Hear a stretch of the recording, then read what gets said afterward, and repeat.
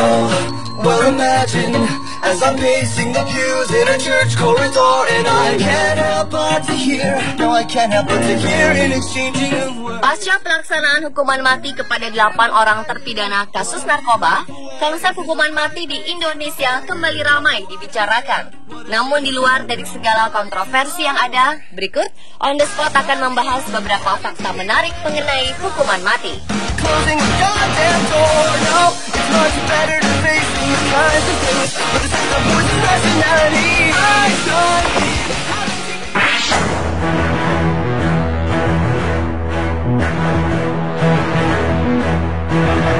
Metode hukuman mati yang digunakan di Indonesia adalah tembak mati yang dilaksanakan dengan tata cara tertentu oleh regu penembak jitu.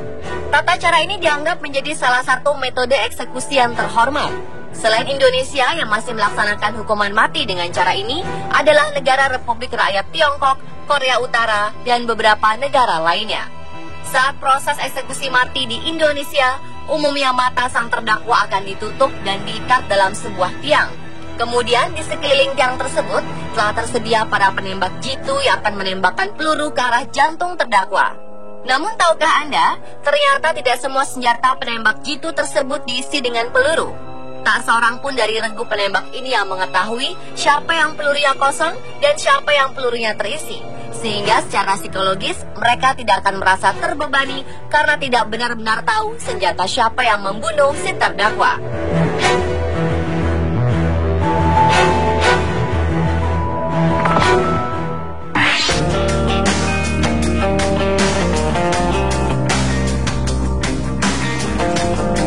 Berikutnya hukuman mati yang paling cepat dan tidak menyiksa.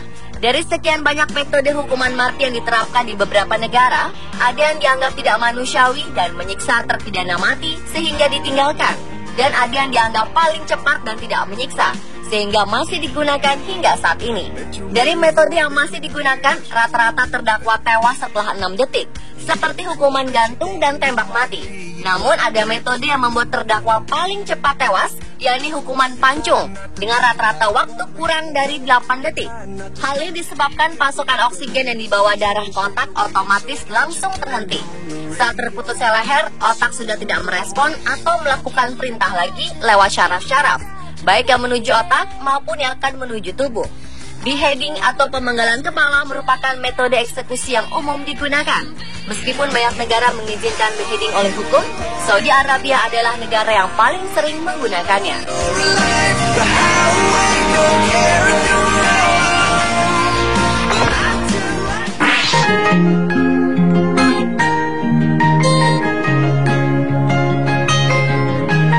Kemudian menjelang ajalnya, para terdakwa hukuman mati akan diberi beberapa keistimewaan. Di antaranya adalah makanan yang dia ingin makan untuk terakhir kalinya. Banyak tahanan yang meminta makanan mahal, seperti kaviar dan lobster pada masa-masa terakhir hidupnya. Sebab itu pemerintah di beberapa negara membatasi harga untuk permintaan makanan terakhir. Uniknya di Amerika, terdakwa hukuman mati akan diberi fasilitas lebih menjelang eksekusinya. Sambil menunggu eksekusi, terdakwa akan diizinkan untuk melengkapi kamar tahanannya dengan DVD atau Xbox. Bahkan jika si terdakwa mau, dia diizinkan untuk memelihara kucing atau anjing menjelang hari eksekusi. And you let her go. My hands, your hands, tied up like two ships drifting, weightless, waves trying. Terkait biaya, dana yang dihabiskan untuk pelaksanaan hukuman mati ternyata cukup besar, yakni mencapai jutaan dolar untuk setiap tahanan yang dieksekusi. Sebagai contoh, New Jersey yang tidak menerapkan hukuman mati selama 50 tahun menghabiskan sekitar 250.000 US dollar atau sekitar 3,1 miliar rupiah untuk sistem hukuman matinya. Sementara California, di mana lebih dari 700 orang dieksekusi mati, sudah menghabiskan biaya eksekusi sebesar 300 juta US dollar atau sekitar 3,7 triliun rupiah untuk melaksanakan hukuman mati. Di Indonesia sendiri, berdasarkan informasi dari Jaksa Agung HM Prasetyo dan Kepala Pusat Penerangan dan Hukum Kejaksaan Agung Tony Spontana, anggaran untuk setiap terpidana mati adalah sebesar 200 juta rupiah per orang. Anggaran tersebut untuk membiayai seluruh persiapan menjelang eksekusi, saat eksekusi, dan setelah eksekusi. termasuk untuk rapat koordinasi, biaya pengamanan, biaya konsumsi, biaya transportasi, eksekutor, biaya sewa mobil, biaya penginapan eksekutor, biaya regu tembak, dan lain-lain. Meski memiliki angka yang cukup besar, tapi sebagian orang menganggap wajar hal tersebut karena jelas rinciannya. Dan karena alasan keamanan, lokasi eksekusi memang cukup jauh dari perkotaan.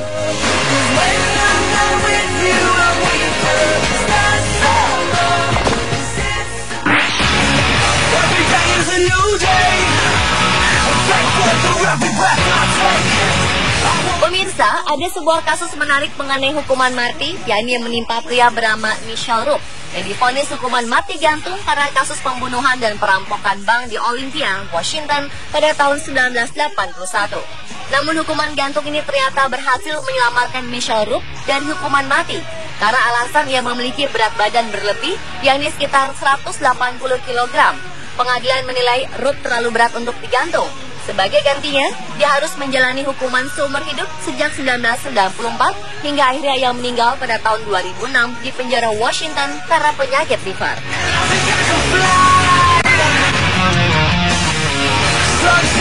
Sementara itu di Tiongkok, salah satu negara yang sering menerapkan hukuman mati, terdapat sebuah bus yang khusus dijadikan sebagai tempat eksekusi mati.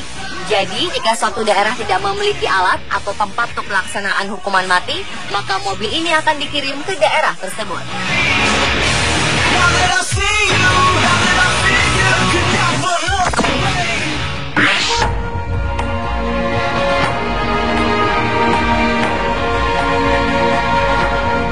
Kemudian di tengah memuncaknya ketegangan politis antara pemerintah Australia dan Indonesia, pemerintah Indonesia tetap menjalankan eksekusi hukuman mati sesuai dengan hukum yang berlaku, termasuk terhadap dua Bali Knight, Andrew Chan dan Myuran Sukumaran.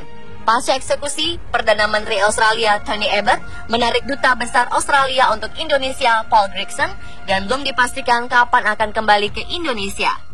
Saat Australia masih sibuk melontarkan beragam reaksi atas eksekusi mati dua warganya di Indonesia beberapa waktu lalu, ternyata belasan warga Australia juga menghadapi ancaman hukuman mati di berbagai negara lainnya. Seperti yang dikutip laman Daily Mail, setidaknya ada sekitar 11 warga Australia yang saat ini menghadapi hukuman mati di Tiongkok. Sementara laman Guardian menyebutkan bahwa setidaknya 17 warga Australia terancam hukuman mati di beberapa negara selain Tiongkok, seperti Malaysia dan Vietnam.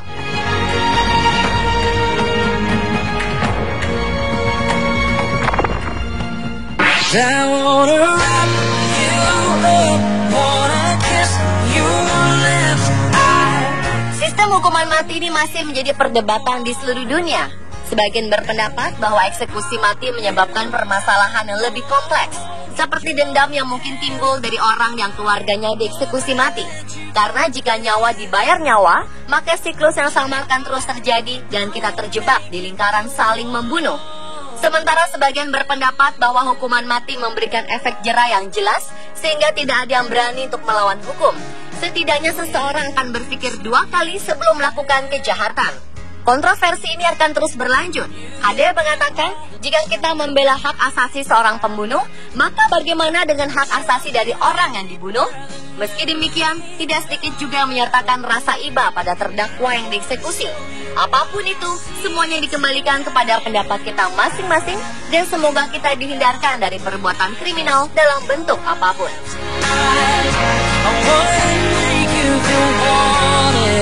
Pemirsa, telah berbagai fakta menarik mengenai hukuman mati.